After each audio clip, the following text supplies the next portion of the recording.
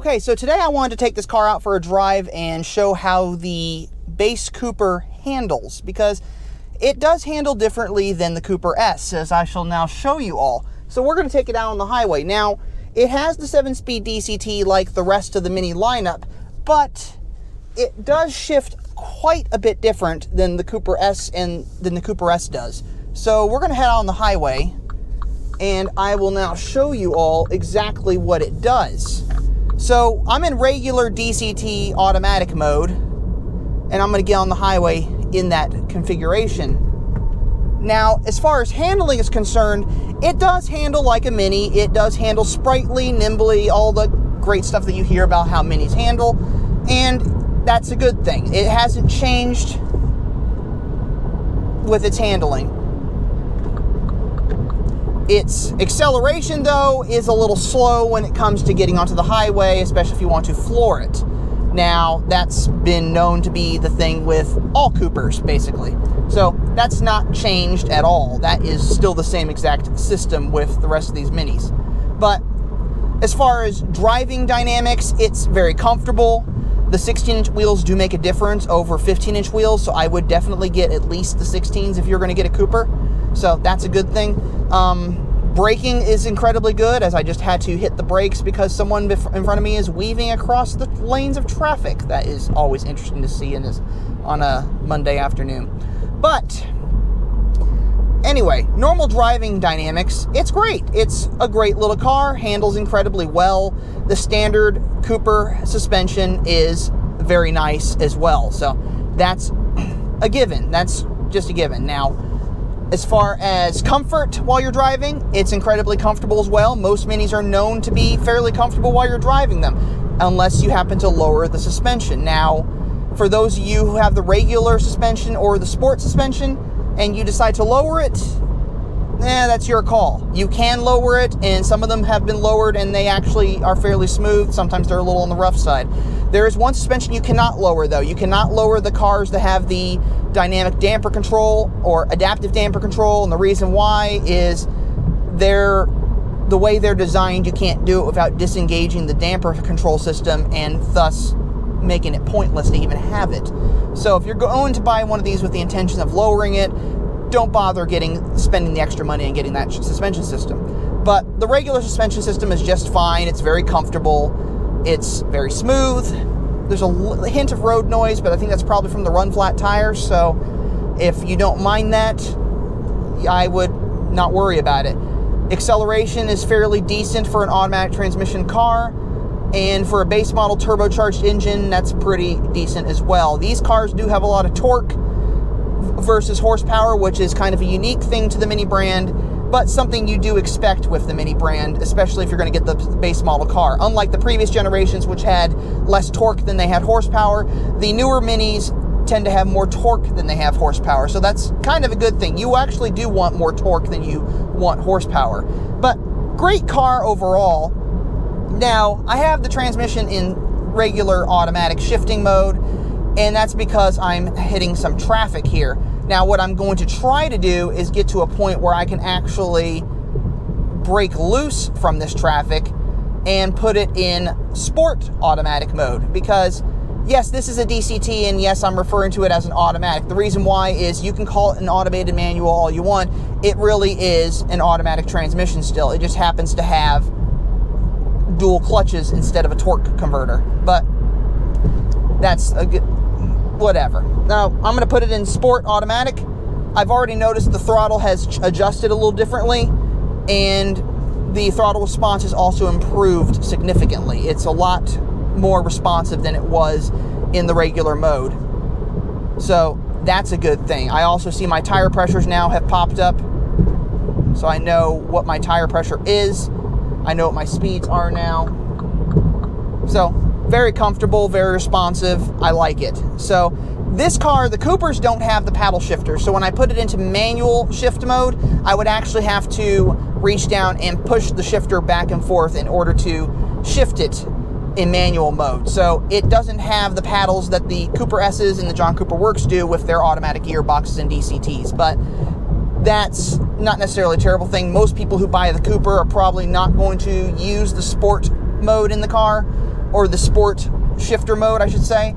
And most people are probably not going to shift it manually either. They're probably going to leave it in automatic when they do their normal driving. That being said, if you're going to get on the highway with a Cooper, I recommend, especially if it's a newer generation Cooper, I recommend putting the shifter in sport automatic mode and driving it as such, because it does increase your throttle response, which is better for getting onto the highway and dealing with the merging traffic, because sometimes people aren't paying attention and you do have to try to get in front of people quickly or behind people quickly and getting onto the highway if you don't want to get hit.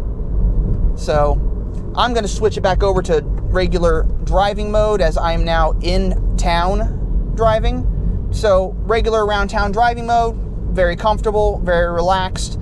The 1.5 liter 3-cylinder turbocharged engine is very responsive and great fuel economy too, oddly. So that's another thing that's a bonus with the Minis, as I'm going to check here my driving information. Onboard info. Okay. So I have about 157 miles left of range. But what am I averaging here fuel economy wise? Let's find out.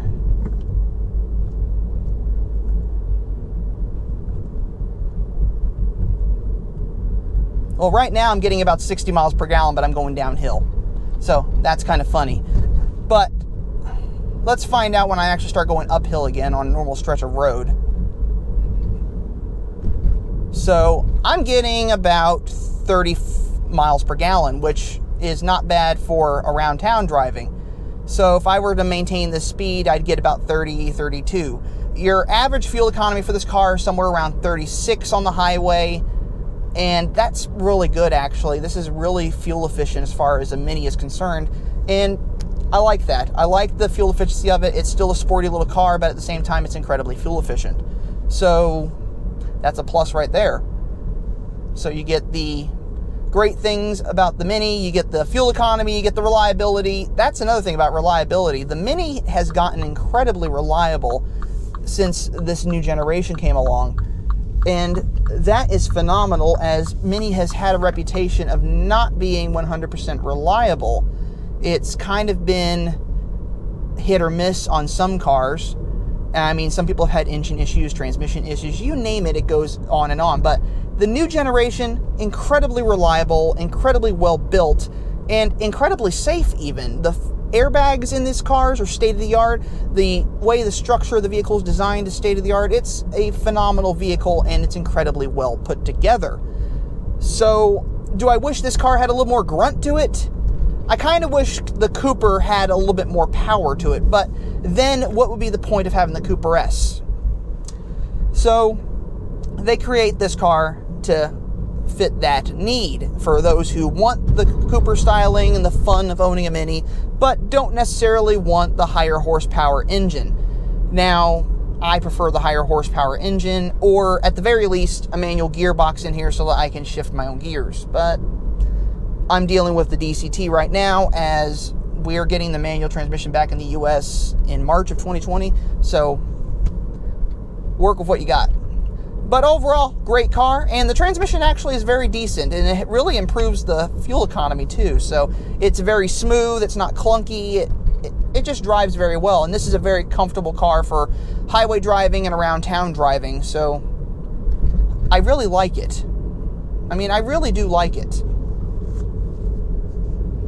And cornering is really good as well, which is what Minis are known for. I mean, you can corner one on a dime. It's ridiculous.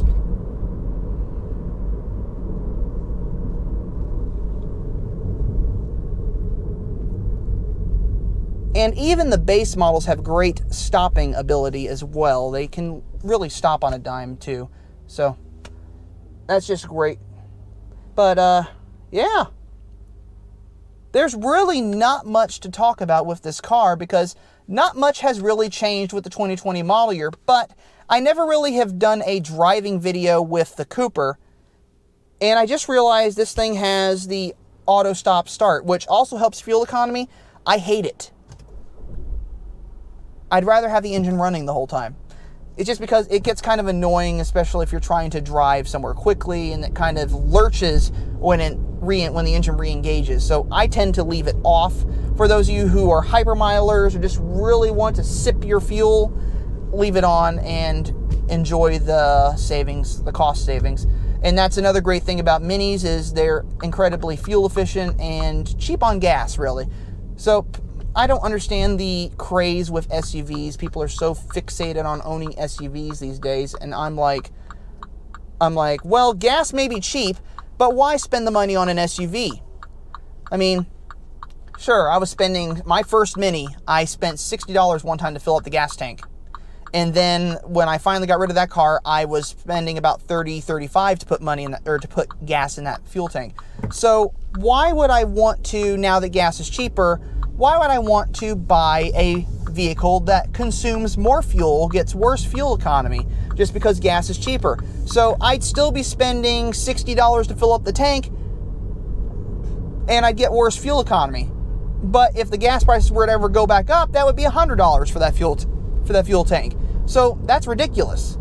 My thought is, if you're going to have low gas prices, why don't you enjoy having a vehicle that's really fuel efficient as well, so you save all that money? So that extra $30 you're throwing into your fuel tank, you can use that and buy yourself some groceries, or go out for dinner with friends, or go to a movie, do something fun with it, rather than put it in your gas tank so you can get around from point A to point B, because you're getting 18 miles to the gallon when you could be getting 35. So, I ramble, I know. But I'm hoping you enjoyed this little drive around with the Cooper, as I did. I'm going to get this car back over to the Mini dealership, but I wanted to thank you all for watching this video, and if you enjoyed it, leave a like below. Don't forget to comment, and if you haven't already done so, subscribe to the channel, as I upload videos every Monday and Friday at 2 p.m. So, as always, I'm just going to remind you all that life is too short to drive a boring car. So, even in a base model Mini Cooper, drive a Mini. I will catch you all later. You all have a fantastic week.